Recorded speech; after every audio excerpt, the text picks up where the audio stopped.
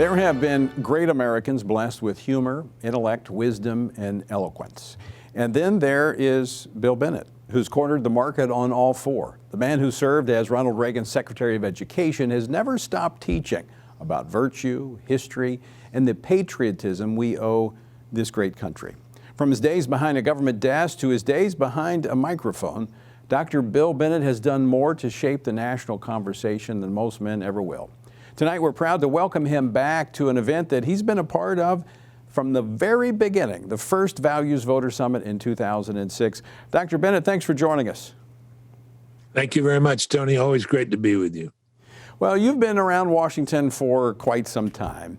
And, events kind of change what's on the front page.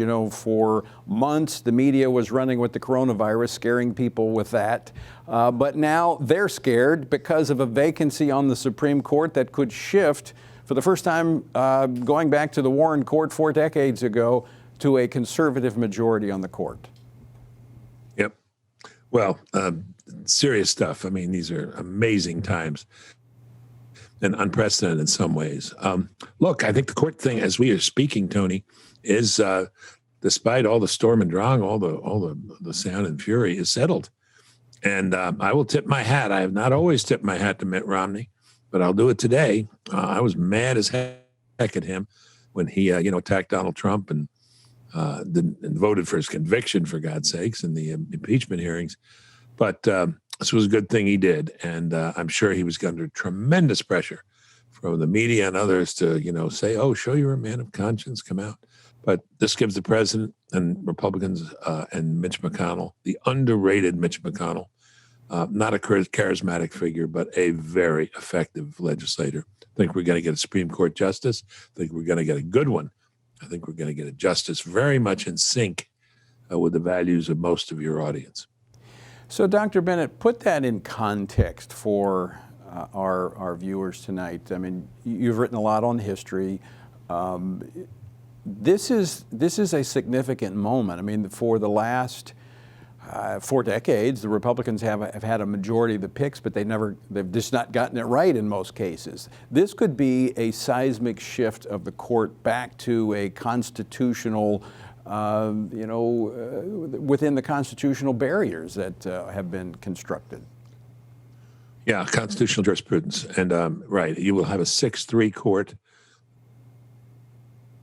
that would count John Roberts as a conservative, but as we know, he's been unsteady on that, and not about you can count on. You're absolutely right, Tony. You know the history well.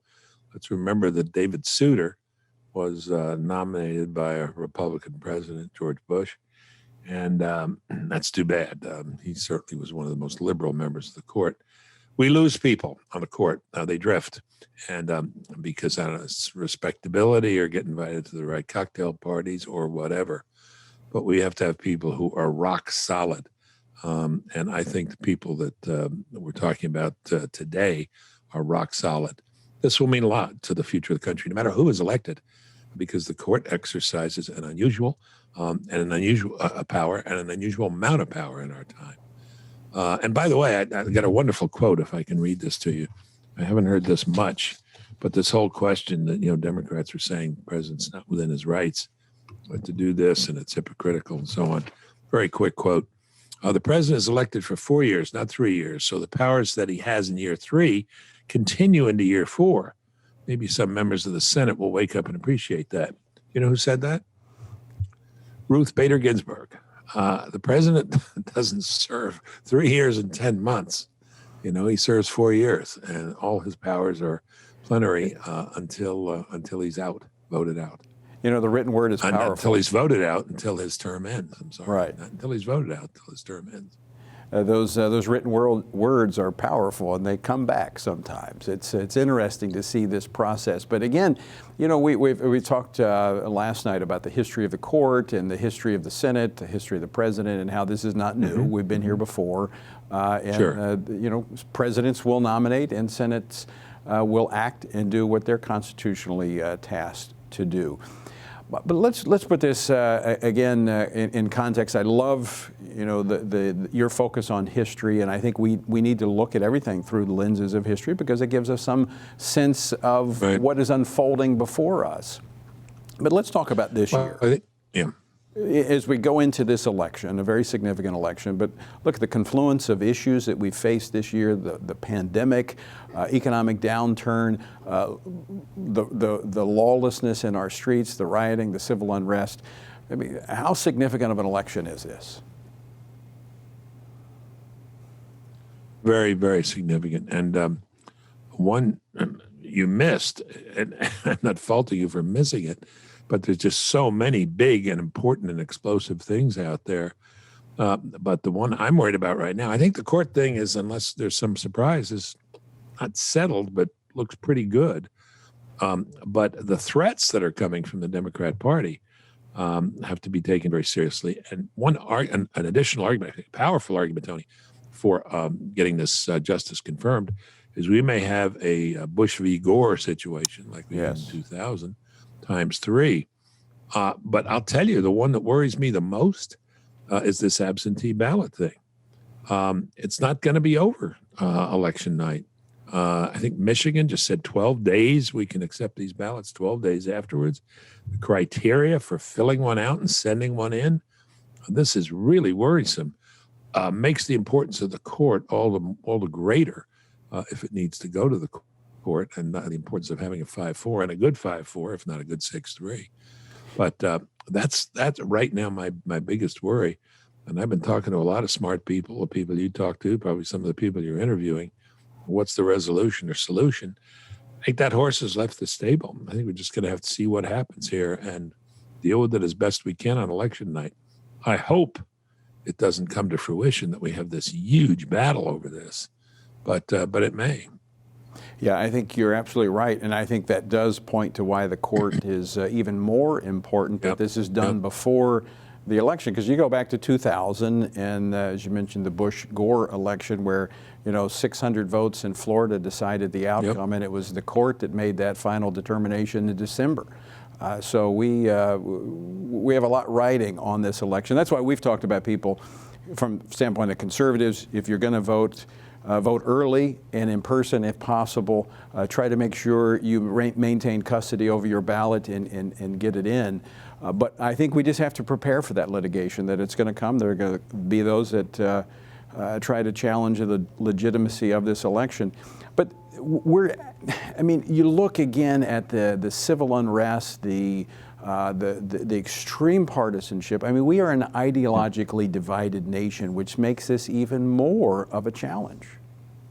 Our friend Alan Gelso, historian at Gettysburg, taught my sons when he was at Princeton, said this is the most divided we have ever been since the Civil War. Arguably, we are even more divided now ideologically. The division in the Civil War was primarily and almost exclusively on one issue, and that was slavery. On most other things, Southerners and Northerners agreed. But take a look at the red states and the blue states, and name a dozen issues, Tony. Many of them dear to the hearts of Family Research Council members, and you will find stark division on whether the issue is schooling, marriage, the raising of children, a whole host of things, the role of religion in our society. That division, the belief division, if you will, not to coin a phrase, but to use one that's been used in the past, is maybe greater than any time in our history. We're not having a civil war with bullets, but we are deeply divided right now as a country. You can see it in things large and small. So with that, Dr. Bennett, that understanding, and I think you're precisely on target with that, what should we be doing as the value voters, those people who understand that virtue matters, that these principles, these ideals that made America great are worth protecting and preserving? What do we need to be doing going forward? It's always the same message, isn't it, Tony? I mean, but it's like saying "I love you" to your wife. I don't know that any wife has ever said, "I get tired of that. Stop saying that." And if I miss a night, my wife reminds me. Yes. So say it every night. But the message is: be sure to vote. Get your friends to vote. Offer to help them get to the polls or to fill out that absentee ballot. Second, write your senators. Write other senators. Let people know how you feel. Courage and participation are the secrets of democracy. Pericles said, courage is what matters most. Step forward, step up, get involved. I have a very close friend who just said to me, man, the way the heat is on now, I'm just stepping back from politics. Can't now. Wrong decision. Got to step in, got to run in. Got to be like Marines here. You're a Marine, right? Semper Fi. That's the message. Okay. I have a son Always who's faithful. a Marine. I love that commercial. You know, when the stuff starts happening that's bad, some people run toward the trouble.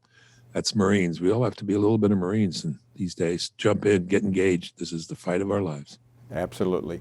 Dr. Bill Bennett, thank you so much. Always great to talk with you, and great to have you a part of the Value Voter Summit. I'm embarrassed. I'm not in my suit. I threw them all away in April because of COVID. I just decided. Don't get me started on that topic. You're lucky I'm not in my pocket T-shirt. Okay, Tony. Good to see you, buddy. And folks, you heard it from the doctor himself. We've got to vote, and it starts with prayer. We got to vote, and we got to stand. It's not a time to back up, shrink into the shadows. It is time to stand boldly. So take the challenge. Pray, vote, and stand.